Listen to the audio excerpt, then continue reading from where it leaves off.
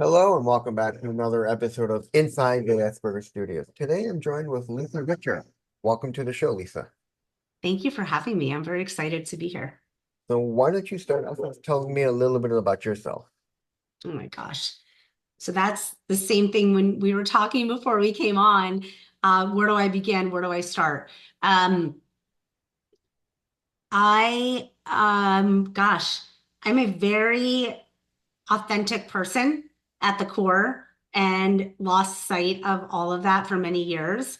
Um, but who I am, um, is someone who wants to help others learn and grow through some of what I've gone through. And that's really just part of who I am. I am a mom of two boys, both teenagers, different diagnoses. One's autistic, the other one ADHD. Through them, I have learned and evolved into a lot of clarity and understanding about who I am as well and my different neurotypes. Um, and with everything that I've done and having worked in corporate and worked and being an elite level athlete, unknowingly neurodivergent and all the things that I've gone through over time, I've come to this place now where I get to help others navigate the neurodiverse learning journey, whether it's a parent that's helping their kid navigate it, as a professional that's recognizing, oh my gosh, what's going on through the art of relationship building and authenticity. That's a big thing that I really pride myself on meeting people where they are and then helping them navigate that journey together.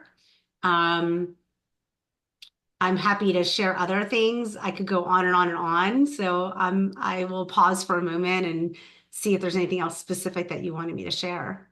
No, that's about enough. So let's start off with what is it like being someone who has ADHD, raising two kids who are also neurodiverse? Okay. Um, So I'm writing things down because with my brain, and we talked about ADHD a few minutes ago, I realize that I can't retain what people are telling me, and the older I get, the harder it gets. Whether my kids were neurodiverse or not at birth, which they both were and are still, obviously. As I get older, my brain power, right, gets a little bit less and less. So being neurodivergent and then raising kids that are neurodiverse, it's been a lot. And it's my kids have different diagnoses. My oldest autistic, my youngest ADHD. I'm ADHD. I have anxiety. They also have other differences, but those are the two main ones. Um, it's been a roller coaster ride. And because I lost my sense of self early on, as an elite level athlete around 16, around 16, I had been injured in the past, but I was still able to kind of move through things and be at a high level. But when I got injured to a point where my desire, which was to go to the Olympics or at least get to trials, all of that went out the window. And I identified as Lisa the gymnast, not Lisa a person. I Mhm. knew that I was always different. I'll never forget one time where my coaches, we were getting ready for a big competition. I couldn't have been more than 12. And on balance beam, we had a stopwatch, and the stopwatch was running. And I remember stopping the coach in the middle and going, your stopwatch is running. And I will never forget the look on her face. Like, are you kidding me? I'm having this really intense conversation with all of you as, my gymnast. And all I can think about is the fact that the stopwatch is running. All these years later, I realized why. I was so distracted by that stopwatch that I couldn't listen to what she was trying to tell me. But she didn't understand that. I didn't even understand that. So that's like a little insight in kind of growing up, being different, being called out, feeling bad about myself because I didn't even know why I was sorting some of those things out. It just would just happen. And so raising two children, um, I don't know any different than raising kids that are neurodivergent, but it was tough uncovering what was going on with them, trying to figure out how to most appropriately help them, coming from a place of I know I was different, but I didn't know what I didn't know. And aligning myself with people that were experts in areas that I wasn't, and allowing myself very early on as a parent to be vulnerable and ask for help. And our very first pediatrician with my almost 18-year-old, he'll be 18 in less than 3 weeks. Um, she said to us, always go with your gut. Mom gut is so important. Trust your intuition. And that was the beginning of me finding myself again, because she gave me permission to trust that part of me that society has had pushed away from me. Everything my gut was saying was often different. So as a mom, I was able to refine myself and find a better version of myself by raising and by being gifted Mm, with two kids that have been extremely hard to raise, because navigating the world with a neurotypical child is hard enough. Navigating one with neurodivergent children and family members and others that don't get it or that ignore it is even harder. And then having a society that doesn't necessarily accept it. And it's becoming more and more accepted, which is great. And I'm very thankful to be part of creating that narrative that changes things. I tried to go there 10 years ago as my kids were growing, but no one wanted to listen to me or to them. And so I continued to shut down. But now today I get to help others in part because I have those kids that helped me see who I am and helped me feel empowered to do more for them so that they don't ever feel the way I did growing up. wow. I mean, that kind of reminds me of, I mean, this the way I've been taught, and what people have told me is that watching their own kids grow up and not realizing they're neurodivergent either. And then when they get tested, it's just like this light bulb that goes off over their heads. It's like, oh my God, this explains my whole background of why people look at me different, why I'm doing my work different. I remember when I was in school, before I was even diagnosed with autism, I had just had ADHD. We had this dinner where you met with former students. And I remember this, I'm sitting down, me and my mom and my dad, we're sitting down with this other student, and he's like, I'm gonna tell you a secret, Reed, about those of us who are neurodiverse and those of us who are regular. And here it goes. He's like, it takes one neurotypical person an hour to do their work. It takes us 2 to 3 hours. And I'm like, why does it take us so much longer? And he's like, well, for us to do something, we first got to read it, then we got to process it, then we need to understand what we're processing and all that. And that's why it takes us so much longer, is because of that processing time. He's like, think of a line. He's like, for those who are neurotypical, they go from A to B in the straight line. Our minds go A, loop to loop to loop to loop to loop, B. So we're all over the place. We're seeing everything. 1000%. Yes, absolutely. That's so, if I may share something as I'm listening to you, you were saying what I'm finding now, and my older son had a processing delay that was very significant early on. He could read about 3 grade levels above what he could process. And so that was also a means for meltdowns with him, because his frustration of getting what was in his head to his mouth to out to us to share it, sometimes it would be a week or two. So Wow. forget the 2 to 3 hours. Sometimes it was a week or two. And so that's like what the memory that popped into my mind as you were talking. But what's also really fascinating about what you just said to me is I just came off of a facilitation of understanding neurodiversity with a corporation. And right before I came here to talk to you, and they were asking, it was about like presenting information. And they said, we're all running very fast and hard, and so much is happening. So the person who's sharing the information shares it in the way that works for them. And I said, well, Mhm. I'd like you to try to flip that on its head. What if you understood how other people learn and you took the time to share information the way that the masses of your team share it, and then find out a way to double down on communicating with the small group of people that may not understand it even that way, whether you pair up with somebody or you find something. And so in talking about that, what I'm learning over the last 8 years or so, and helping others understand that I learned from the middle out. So I like to create the inside of a PowerPoint first and then back into the title and the objective. And people are like, but that's the hard way. I'm like, for you, it's the easy way for me.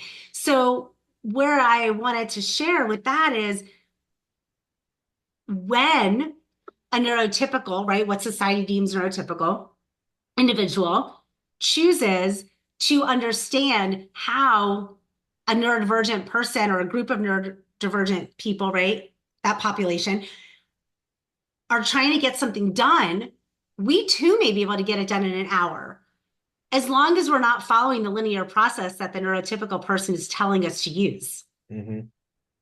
And so I think that's where we've come a long way in some aspects of allowing people to get to that end game in a way that works for them, as long as it still gets you to that end game. People need, I mean, you're so right. I mean, people need to understand us. I mean, I think the problem with teachers in general, and I'm pretty sure you see this with your kids in school and everything, is they don't understand how our mind is processing everything we do. It's like teachers don't understand why it takes it's like the parent, it's like the old allergy. A parent doesn't understand why a child can struggle at school but be amazing at a video game. Mhm. It's because they don't have that interest in what they're learning in school, and the teacher's not making it interesting enough to where the video game is an escapism for them. It's their outlet, and they put everything they have into it because it's something they enjoy. And teachers and parents don't get this. And this is why family and teachers struggle dealing with those of us who are neurodivergent is, especially if you have ADHD, you need to keep our attention. You need to make the lesson plan interesting enough to hold our attention. Yeah, I, I agree with you fully. Now, while I work with school systems and I work with parents and helping them navigate the neurodiverse learning journey within a general comprehensive school, sometimes it's a more restrictive environment where it's not a general ed school. It might be one that has a little bit of a smaller classroom. Both of my boys, who are now freshmen and senior in high school, they are both in private schools, and Mhm. they're in very different private schools. Wow. And my oldest son made it through all the way through middle school in public, but he did half a middle school in COVID years. And for him, even in sixth grade, when it was pre-COVID, he said to myself and my husband, I don't want to go to public school for high school. I don't like to be taught to a book. I need to learn the way that I learn. And I need people to be willing to understand that. And while I know we're still going to have textbooks, I need that flexibility. And Mhm. so this was in the middle of sixth grade. And this was after I had finally shared with him his diagnosis of Mhm. autism. And it was only because he said to me one day, why is my brother acting so crazy? He's so hyperactive. He can't sit still. What's going on? He's so inattentive. He's struggling with school. And I said to him, go look up autism and go look up ADHD. Well, You're that's like when he this. also said, yeah. Well, that's when he also said, Mom, clearly you have ADHD. And at that point, I was only diagnosed 2 years ago. So this was way before I was actually officially diagnosed, but it helped him understand it and then advocate not just for himself in school, but for us of what was going to work for him as he went through high school. Not a good test taker, didn't even test Mhm. high enough to go into GT classes. We were told he would never do anything. He is now applying to some of the top 10 schools in the country, and he has the ability to get in, whether they choose to let him in, that's on them, but he knows that. But now with my younger son, so my older son's in a school where it's very intense academically.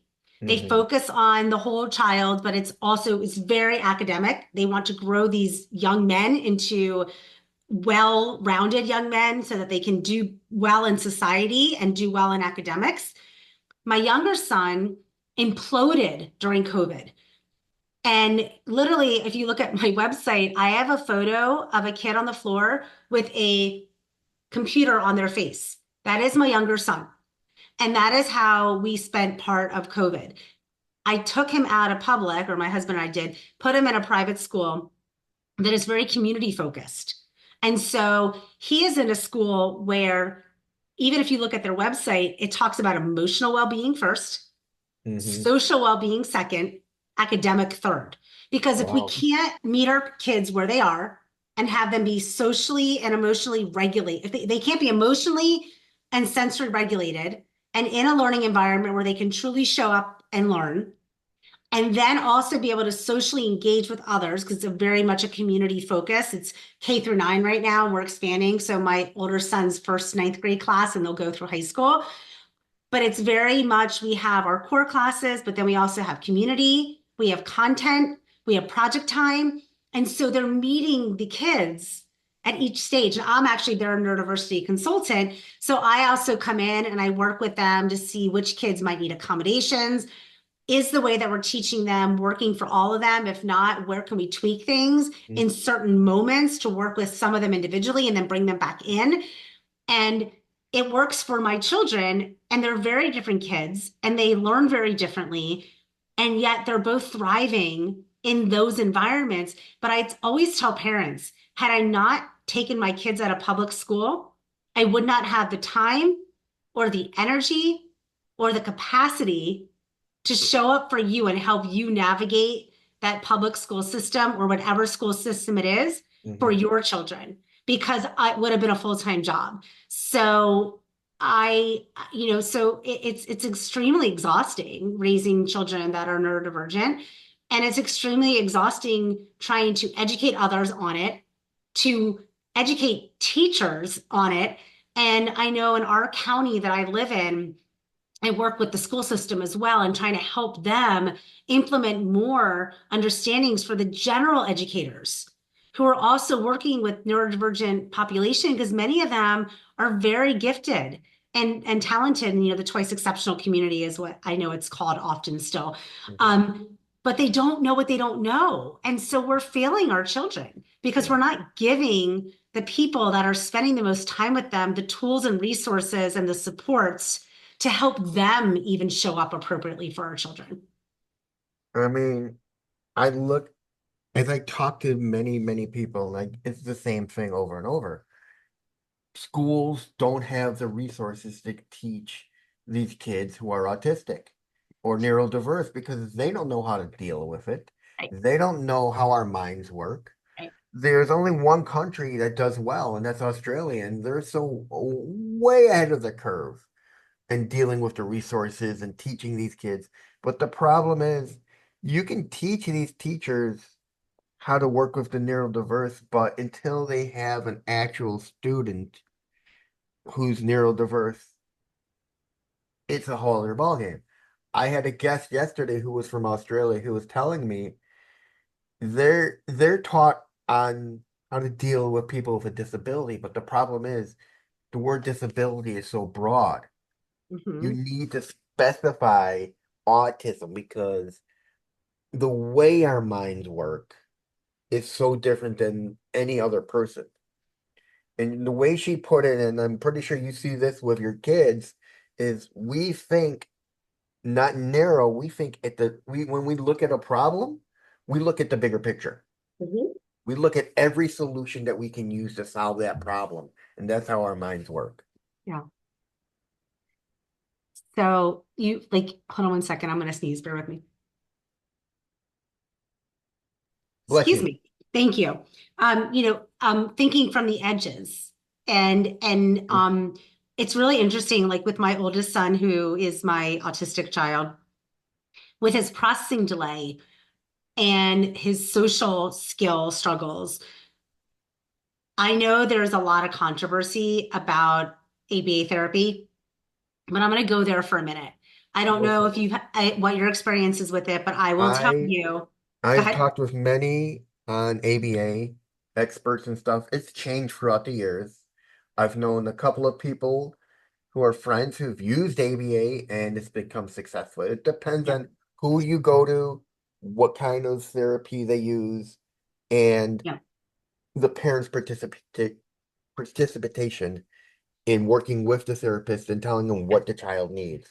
A- Absolutely. So I was gifted with a behavioral psychologist. And I say gifted because when we had moved to California, we're back in Maryland now, but we had moved to California. And I was at the little gym. And I used to coach at a little gym years ago before I had kids, before I had a spouse. And it's a great place for developmental. And I thought, I'm going to take my oldest son there. Like he was two and a half at the time, 2.5 or 3. And I'm like, oh, this is going to be great. No. So the overstimulation of the Hmm. sounds and the sights and the walls and all the things and his depth perception struggles and his auditory input and everything being overly sensitive and exacerbated, he had an insane meltdown in the middle Wow. of the class, and it was a trial class. And I wasn't embarrassed, but I was frustrated and I was crying. And this mom came over to me, and her daughter, I will never forget. You saw her out and about, and you would think she was the best child ever. And her mom came up to me and said, I think I can help you. And that was the second time that I realized vulnerability was strength, right? Remember the doctor, my first pediatrician that said, so this was the second time.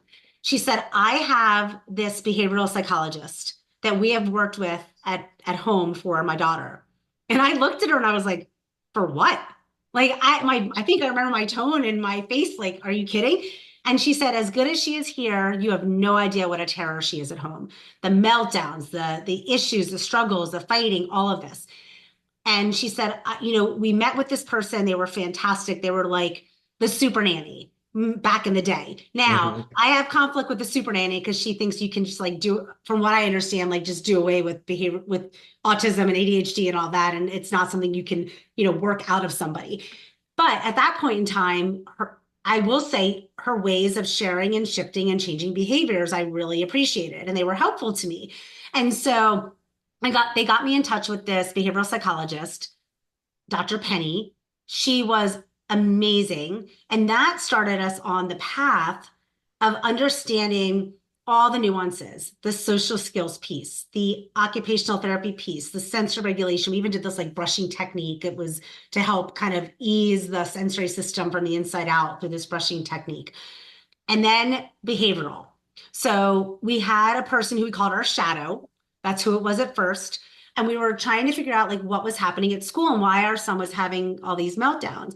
Well, we journaled it. And so we figured out the person had way too much on their walls. So the sensory input, the sounds, everything going on, it was creating these meltdowns, which is different than a temper tantrum, right? So it's a Hmm. very big difference between a meltdown, autistic meltdown, and a temper tantrum. They were very different things. And so fast forward, we ended up getting services to the state of California, and we had to go through a full intake. I had to go through a 14-hour parent behavior training. I had to get certified in the ABCs of ABA, so the antecedents, behavior, consequences of applied behavioral analysis work. And then we got in touch with the organization we would work with. We had to let go of some of them because they just weren't able to be 3 steps ahead of our son, who highly intelligent but major processing delay, and Hmm. so was kind of scratches on the CD-ROM, and he didn't know what he didn't know yet, and we had to bring it all together. But when we ended up with a supervisor who had 7+ years of experience, because ABA was still very new, but in California it was very established, and then one of her newest employees who just got my son and was always like in front of him, always a step ahead of him. The two of them were phenomenal. They met with us every week. We talked about what we needed to work on. Back then, it was eye contact was the thing you had to do. We noticed that eye contact created more meltdowns for our son. Eye contact went off the table as a goal because they also noticed when he wasn't looking, he was listening better. He was having less meltdowns and his behavior was changing. And Hmm. so they were very early on a trauma informed organization. Now, fast forward in Maryland, we had to fire our people because they were enabling behaviors. We didn't like the way they were working. And then we never went back to ABA therapy. And then I spent the last 3 years trying to find an organization that did it in the way that I had known it to be done in California. And I'm now building a partnership with that organization to educate the parents of how that relationship can work Mhm. and educate the ABA therapists by working with one of the BCBAs to Mhm. educate the therapists on how to talk with the parents, how to educate them so that they can all work together for the child. And so it's not all bad, but there are a lot of ones out there that I still wouldn't ever recommend to anyone. But I know that without that, my child would not have gone from a neuropsych that said words that I won't even repeat because we don't even use the words anymore that they said to a child who was in the top 2 or 3 people in his entire class. Remember, he did not make it into GT classes. He ended up getting into math and science because his teacher had faith in him, to being in an SAT bracket that is allowing him to apply and literally be truly considered for top 10 schools in the country. So anything is possible when you align with the right people. You asked, there were a couple of questions here you asked about, like, what advice do I have? Or does my son have sensory issues? And I think I've gone through, some of those things as we've been talking here today. But I think that um, for him, had I not been me, he probably would not probably, he would not be who he is today. Mhm. And as a parent, the greatest gift I've ever given to both of my kids is allowing them to be who they are. I don't care if they fit in as long as they feel good about who they are. They will find their people and they will be less anxious, less traumatized Mhm. because they are being true to themselves. You mentioned that your son works better when he doesn't look you into the eyes. That reminds me of a great story. I had a guest on who he and his wife are friendship and relationship coaches, but he was telling me a story about how he was giving a talk to a bunch of neurodiverse kids at the JCC, and every one of them was not looking at him. And at the end of the thing, he talks to the woman that set it up. And she's like, "How did it go?" And he's like, "None of them were looking at me. I don't think I got through to them." He's like, and she's like, "You're wrong. They may not be looking at you, but they were listening to you and they liked what you had to say." People don't realize when we don't look at you, it doesn't mean we're not listening. It just means we don't like eye contact. Yeah. It's Yeah. something we have trouble with, but we Right. hear every word you say. Yes. I have a funny story, if I may, about Go for my it. older son. So, he's a swimmer and he went from being scared to death of water because of his depth perception struggles to Hmm. being a sectional level swimmer. So and knowing that the water is a safe space. But if you look at my former blogs of journaling early years with him, I couldn't even get him into 2 inches of water because he would literally hold on to the door frames. Hmm. So, that's kind of a side note. There you go. There's my head, my brain going this way. We were driving home from practice and he was getting his license. So he was in his permit stage where he was, having to drive home. And he's driving and we're talking and he's at the wheel and he looks over at me and I was like, eyes on the road. And he just started laughing. And I said, what's so funny? He's like, Mom, how ironic is it that, and he remembers this for some reason, that early on, people would say to me, you have to look me in the eye or you're not listening. It's not respectful if you're not looking at me in the eye. And so now, fast forward 10 years, and I'm driving, and you're telling me to look at the road. So guess what? I can't look at you while I'm listening. Ah. And how full circle has that come, right? Like, look, zoom Yeah. like that one. But it was so funny, and then I wrote about it on LinkedIn after that because I thought it was hilarious. I was like, how true is that? We keep talking about how you have to look to be able to Hmm. listen, but when you're in a car and you're talking, you're not looking at anybody except for the road, and you probably are listening better because you're not distracted by all the Yeah. other things around you. You had mentioned something about your son and how he was told he wouldn't be able to accomplish anything. Hmm. that reminds me of what happened to me. I was going through DHS here, and you're probably pretty familiar with it, Hmm. Department of Rehab. Hmm. And we had a caseworker who my mom and I sat down with, and she looks at me and we're talking, and she's like, I'm going to be very blunt with you. You're not going to be able to make it through a 4-year university, and you're going to only be able to achieve a 2-year associate. And I'm like, I'm just sitting there in silence. I didn't say a word. And I'm like, okay. I nod my head. I'm like, okay, thank you. My mom and I get up as we step out of the door. I turn to my mother and my mom's like, what? I'm like, I've never been disgusted in my life. I've never had someone who had the audacity to judge me for who I am because of my disability, tell me what I should Hmm. and could not accomplish. Yeah. And here I have 2 degrees under my belt, a bachelor's and a master's, a 4-year from a 1-year master's degree and a 4-year bachelor's degree. I traveled through Europe on my own, and I did this without any help. Yeah.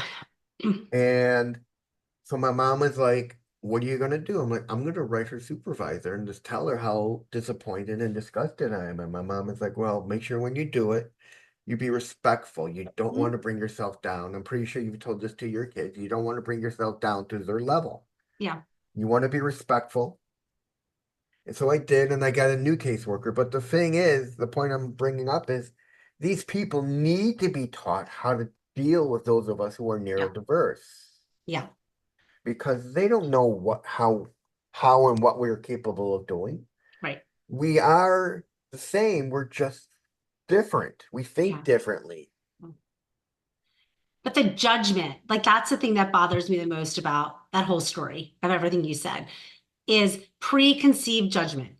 And that's what happened when my oldest had gotten diagnosed at 4.5. It was preconceived judgment. And when our behavioral psychologist saw the report, she was like, who did this person interview and observe? You need to go back to that person's boss and Mhm. have a conversation. So we then went back and met with the psychiatrist boss. I still have the report though. I showed it to my son as he was, because I wanted him to see how far he's come and what people thought he would accomplish as opposed to where he is and the journey by which we got here.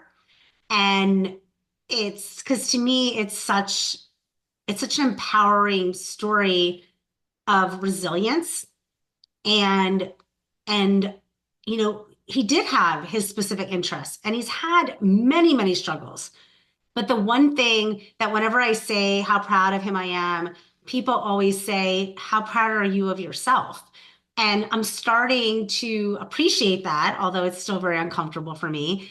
And I know that they're saying that now because had I not said, so what? So what? This is your opinion. I have all these other people that believe in my child and that he can be everything he wants to be. And that's the space I'm going to hold for him without judgment for as long as I can. And it has allowed him to evolve into this amazing young man. And my younger one is evolving into his own self as an amazing young man as well in very different ways. And with my son's special interests, my child that's autistic, it's space and science. Oh my And my gosh, he's a husband, kid right after my own heart. I oh, love good. space and science. So my husband introduced him to how the universe works when he was 2. Hmm. And then it evolved into the cosmos with Neil deGrasse Tyson. Oh, And then it's evolved from there. And initially it was astrophysics, and then it was astronomy and the cosmos, and now it's a physicist. And so he has these goals for where he wants to go, what he wants to do. He's planning on getting a PhD. He already knows wow. that. And he's got this trajectory of physics all the way through PhD. And maybe he's dabbling in other things, but the space and science has always been a part of it. And his biggest fear last year as a junior in high school was, what if I don't like physics? Because he had never taken it. He just had Yeah. learned about it. loved it. He's taking a AP physics class this year that has both C level physics or Uh, C physics in 1 year. So he'll take one AP class and sit for two exams. He's pushed out of all, he took BC Calc last year. And so he's in multivariable calculus this year as a senior in high school. And this is a kid who didn't test into a GT class in middle school. But thankfully, his fifth grade teacher thought so highly of him with math. And then we shared his love of science. And he's like, okay, fine, you're doing two GT. You're not doing any English, any social studies, or any other GT because your processing delay is still so below your reading ability. You are going to be so frustrated that you're not going to enjoy middle school. So mhm, there's advocate number three. And this was an advocate for my son, finally. It was someone mhm, outside of mom and dad that said, I'm holding space for you. And then his science teacher in sixth grade, it was space science, earth and space science. So everything he loves. mhm, She was his case manager because he had gone off of an IEP on OA 504. She was his case manager. And she was this amazing guider with him and shared her kids never took GT classes until high school. So mhm, only taking two is more than enough. And, so then he started to build his confidence because of the people that were holding space for him. And it's just, you open up the ability to let the right people come into your life. I don't think it was a mhm. mistake that I stumbled upon your information and said, hey, I'd love to learn more about you. And that you said, hey, come on and talk to me today. I Yeah, think this is just the beginning of a longer partnership somehow. yeah. I'm gonna give you a name of an author. He is a big into science. He's got like 5 or 6 books. His name is Theodore Gray. I have 5 of his books. One is on the elements, one is on molecules, one is on reactions, one is how things work, and the other book is engines, all the different types of engines, and then he's got another book called Mad Science and all the different science experiments. So he can do that stuff with at home with you guys. And they're great books. They're really well illustrated. I have like I said, I got the 6 of them. That's awesome. And the one that sticks in my mind right now is engines because just this past year, he got really into Formula One racing because one of his friends is involved in it and or just like watches it a lot. And Mhm. so he's really all of a sudden gotten interested in cars and engines and stuff too. So Yeah, I just wrote him down. I will definitely look that up. I appreciate that. not a problem. I can tell you the issue with me is with my ADHD and my autism is I can't hold that information I've learned in school. Everything I learned in my bachelor's and my master's is like pushed in the back of my head. And you probably know that you learn something and you want to hold on to it. And it's like the minute you learn something new or do something, it's like poof. Yeah. And Yeah. it's like, how do I reach back there to pull it out to use it? And my mind just gets blown at people like your son. And there's this girl on YouTube calls herself the physics girl. Does all these crazy experiments and all this information. And it's like, I wish I could be like that. To hold So that here, information and use it. yeah. So here's what I'll tell you because you're right. Everything I learned in from elementary school, I remember stuff from, but Mhm. anything I learned from middle school forward, and I traveled a lot for gymnastics during like sixth to 11th grade. So that's probably part of it too. I wasn't even there to learn it.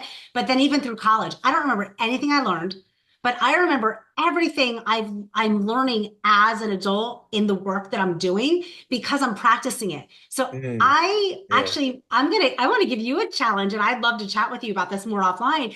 I sure. bet you that you could do some of those things as you practice it. So if Hmm. you start to do those YouTube videos, I'd be interested to know if that person who does those videos is in part doing them to keep it in the forefront. And because Possibly. when you practice it, like my older son, he loves to teach other kids and other adults even because the more he practices it, the more he shares it, the more Hmm. he retains it. And so I think that you are gifted in that way as well. You just haven't tapped into it yet in the right learning style of modality or preference of doing it. I mean, you're like one of the first people to ever say that to me. I mean, my mom can't figure out why I can't hold anything in. I couldn't figure out why I can't hold this information in. I mean, there are bits and pieces I remember from like grammar school, like Yeah. what my science teacher used to always drill into us, which was you don't know what you know until you know it all. And he used to Hmm. put it down on pencils and pens and hand it out to us. I remember bits and pieces from like college, from my master's because that was like recent. My bachelor's was done online, so I don't remember much of that. But I think I remember more of my master's material because I was doing it in person, I was Hands on. learning it, but I don't remember it all. I'm the type of person in, who would sit there, record the lessons and never listen to them. Hmm. I would sit in front just so I wouldn't fall asleep, but I still wouldn't absorb what my teacher was Yeah. telling me. Um, And I remember most of my professors were great. When I would come up to them and say, "Hey, can you help me with this?" And they'd be great. I had one who I had to keep bothering him because every time I'd ask him for help after class, he'd go, "If I helped you, I have to help everyone else, and that's not fair to them. If I just help you," I'm like, "Well, it's in my schooling agreement with the disability department that says I get extra support from the yeah. professors." He's Yeah. like, "I know what it says, but it's like if I help you, I gotta help others, and I don't have time." I walk away, and the next day I come back at him like, "I still don't understand this material." He's like, "I'm sorry." Come back again. Finally, he tries to help me, and it just doesn't stick. A student helped me. I got excited because I kind of understood it, and then it just like fizzled. Yeah. Like I couldn't replicate it. There's something about the tangible and the consistently. So for me, even like the work I do, if I'm not, it took me a year of iterating the work that I do, and I still never say it the same way twice. And I've learned to be okay with that. As long as it comes across clear, no matter how I say it, it's okay. And so when I think about some of what you're talking about and like that tangible and Mhm. tactile learning and learning by doing and the kinesthetic learning and all of that, I think back to biology, like, because I don't remember anything really except things that were more hands-on. So I remember dissecting a frog, and I can still see the room. I remember biology, my biology teacher, if you wanted to go to the bathroom in his class, you took a jar with a frog that was in fermented, like, and you had to carry it down the hallway because he thought it was hilarious that you had to carry this. So, though, and out of everything I learned, in You remember biology, that? that's the only two things I remember. It's Only two amazing things I what remember. it's amazing what we remember and how what and where in that progression we do remember. And that But it kind was of embarrassing and traumatizing. Like, and I think yeah, about it now and I'm like, oh, I remember it because it was embarrassing and traumatizing, yeah. not the things I want to retain, I'm gonna but give that's you what I remember. I'm gonna give you a little bit of advice, and I've told this to a couple of people who got kids who are wanting to go to college.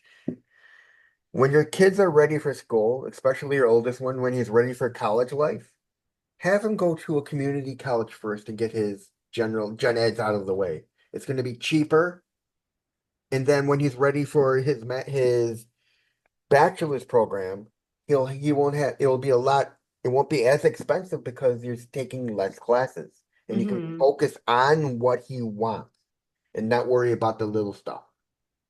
Yeah, and I appreciate that. And my younger son, that will very likely be his path. My older son has a plan in place, and community college isn't in that plan. But what I will say is this smaller college prep school that he's been at, this private all boys school, has truly prepared him as a community college would have. It really is like a small college campus, like a small community college size campus. They have to go across campus for all their classes, are constantly moving and flowing. And he's taken so many AP classes and scored well enough on them in the tests that he will likely go into college as a sophomore. Wow. Yeah. I wish I So, was that brilliant. And it's, a lot of hard work and a lot of hard work and right opportunities, the right time, the right era, right, that he was born in, the Mhm. things that he can do now, 10 years, 10, if he was born 10 years earlier, I wouldn't have had the opportunity to gift him those things because they weren't available. And so my younger son, 100%, I agree with you. And I have already said to my younger son, if you want to go to college, it's trade school or community college first. And then you get to choose if you want to go to a 4 year, but he needs to be in that realm. And they're different learners, right? So they're going to do Yeah. things differently. My younger one is the one that doesn't like that gets it and then loses it. He Hmm. has great That's working me. memory, but his working memory against his recall is over a 20-point differential and not recall higher, working memory lower. It's the inversion, which is not the Mhm. standard for someone with ADHD. But I don't know if your profile is like my younger son's, mine's the same way. It's that inversion. And so when you're telling me, I get it all, but you ask me the next day, and that would be my parents. I thought you studied. Why did you get a D? How did you fail that? Didn't you study? I saw you studying. What was wrong with you? And I couldn't Yep. retain it. I just couldn't retain You it. can't retain it. That's the one thing I've always said about exams is when I walked away with my first exam and I'm looking and I'm like, and I'm just saying to myself, how do they expect us to retain all this information and spew it out and remember it when we take our exams? And even at in a room in an on-time test, I struggled. Hmm. And I remember sitting there and I'm thinking, okay, I'm gonna try to cheat. I'm gonna go to the washroom, pull out cheat sheets and just study it real quick. I couldn't even get that done. And then I did, but my biggest problem is, and this has always been a problem from grammar school to high school to college, is no matter where I'm taking an on-time test, if I see somebody get up and hand in their test, my mind doesn't think to me, they're not taking the same test you are. They Mm, could be taking a different test in a different class. You're just right. here because they're disabled like you and they requested an on-time test. My mind doesn't Mhm. think that. My mind thinks, oh, I don't want to be the last one here. Oh, So I yeah. rush through it and Yeah. hand it in. And I wound up the first time I wound up um failing poorly. And I remember going over to my disability advisor and then going, okay, let's go over my grades together. And he's reading them off, and he's like, this is good, this is good, this is good. And then he gets to my one course and he's like, this grade is only as low as it can get. This is like if you would spelled your name wrong. Hmm. He called them up and he's like, how is this possible? He's like, he did very poorly on it. And he's like, so he set me up with another well-being advisor who sat me down and gave me a work study sheet. And being the person I am who's autistic, took it literally. I did nothing but work, study, and eat. And I remember one day I went out to just get a breath of air, and my friend was out there, and he just looks at me. He's like, "You look like shit," and Thanks. I'm like, that's because all I've been doing is sleeping and studying and eating. He's like, dude, you need to take a break. And it occurred to me, um, I never put time into rest. Yeah. Yeah. And then I didn't know how to study. I never Yeah. had exams for my bachelor's. It was all based on points. So I put out a SOS to my friends. I'm like, can someone give me study tips? And one of my friends came back with study for 10, take 5 minutes off. And that worked Hmm. because I remember talking with my well-being advisor and I go, I wish I had photographic memory. And she's like, let me tell you something. There's a difference between knowing your material and understanding it. Those Yes, who, because my older son has that photographic memory, but Mhm. your well-being advisor, spot on. Yes, There because is she's a big like, difference. there is, because she's like, those who know it, those who can memorize it, know it, but they don't understand what they're Yeah. memorizing. But those who understand it and know it can talk to you about it, understand what they're talking about, and then they can go into more detail about why they understand it and how they can relate it to you. And that is exact. You just described the entire journey. Wow, beautifully, actually, too, of my oldest going from not being able to even test well enough with extra time to get into a GT class right in middle school without the help Hmm. of his teachers, getting him there, to scoring very, very well on his SATs. Freshman year, before freshman year, this private school offered for pay, not for free, a study support class, which he took, which helped his every set of teachers. Now, again, he wasn't in public, but in his private school, every set of teachers helped him evolve. He had a couple of the teachers 3 years in a row. They saw his self-esteem go up. They saw his test anxiety go down. They gave him the space. Even one of his teachers knew he was heading for burnout. They alerted us to it before we even saw it, Hmm. and just really trying to help him because he never gave himself space. Yeah. Even when he had an IEP, he was pre-taught. So he would have to they would pre-teach him so that when he got to class, he could keep up. So he had to always catch up to keep up. And it's like this, like you were saying, this never ending cycle. So now Yeah. he does know. Like it's funny, like I'll be like, aren't you studying? And he's like, Mom, do you not know by now that when I stop for 15 minutes to play a video game with my friends, it's my brain break. And then Yeah. I go back. And he always has his work up. And it's because he is training himself, thankfully in high school, because if he burnt out in freshman college, he burnt out end of junior year in high school. And we have a great doctor who looks at the whole child. He explained how he's been feeling was burnout, and so we've been able to help him learn some more of those tools. So thankfully, he is preparing himself for this college experience and looking to go maybe to as not of an academically intense, still is academically challenging, but maybe not where he initially thought he wanted to go for undergrad because he doesn't want to ever feel that way again. I mean, it's amazing when people realize the potential we have. Yeah. It's those that look at us and think less of us because of who we are. And people don't realize we're not less, we're different. Every Yep. autistic person, every neurodiverse person is different from each other. And that's what makes us so different. I mean, when I was in school, I didn't realize it until later. I was burnt out almost every day because of overstimulus, of being in a new location, dealing Mhm. with everything going on around me. I couldn't figure out why every day I would wake up feeling like I haven't slept. And then Friday comes around and I crash and I feel refreshed Saturday, Sunday. Come Monday, I'm exhausted all for the week. And it's just this repeating cycle. Yeah. Yeah. Absolutely.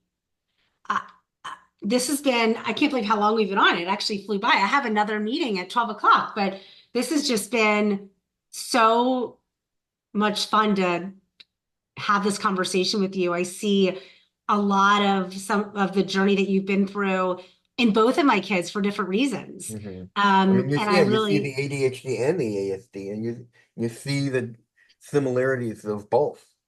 absolutely. And my older one, ADD, he definitely can be inattentive, never the hyperactive or impulsive pieces of it. The impulsive pieces of it for him came from his ASD. And then my younger one with the ADHD, there's a thread of anxiety through all three of us Oh yeah. and executive functioning pieces, right? That's a whole nother Hmm. conversation. Um, but yeah, I appreciate you sharing your pieces of journey too. There were so many light bulb moments and overlaps of those aha moments, and your parents sounds like especially your mom really held that space for you. Hmm. I know in my family it's I held the space while my husband really tried to understand the pieces and come to My terms with mom. them, and Yeah. then now holds the space. And we all do things differently, and so for parents I would just say be kind to yourself and to your kids Hmm. and seek to understand them without the judgment, even if you don't understand them.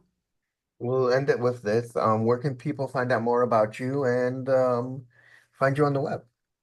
So my you can find me on LinkedIn. It's Lisa Lazar Richer, Lazar, and then last name Richer, Richer. My website is journey, the number two, bloom, all one word, .com. If you look up Lisa Richer, Lisa J. Richer, Journey T.O. Bloom, you should pull my website up with all of those as well.